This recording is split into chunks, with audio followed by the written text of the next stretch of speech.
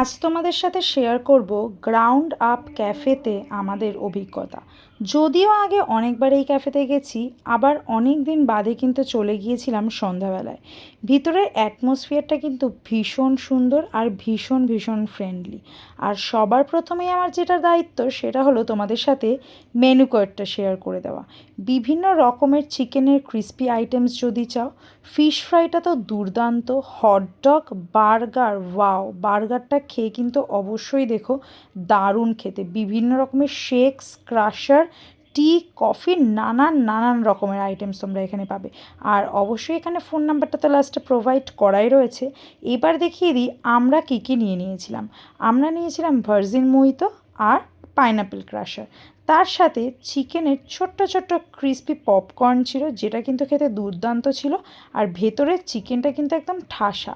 এরপর যেটা নিয়ে নিয়েছি সেটা হলো ফিশ ফ্রাই।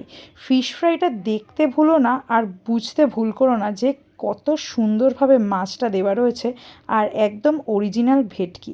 এখানকার যে ওনার দাদা রুবেল দা, তিনিও কিন্তু ভীষণ ভালো তার বিহেভিয়ার, এবং এখানের খাবারের কোয়ালিটি একদম প্রথম দিন থেকে শুরু করে এখনও অবধি কিন্তু একই রকমের আছে। সেই ক্যাফে চালু হওয়ার শুরুর দিক থেকে যেমন গিয়ে আনন্দ পেতাম, এখনও কিন্তু ঠিক তেমন। আর নিয়ে নিয়েছি এখানে ক্রিস্পি লেগ ফ্রাই। চিকেনের লেগটা কিন্তু একদম ফুল লেগ উইথ থাই দেওয়া থাকে এখানে।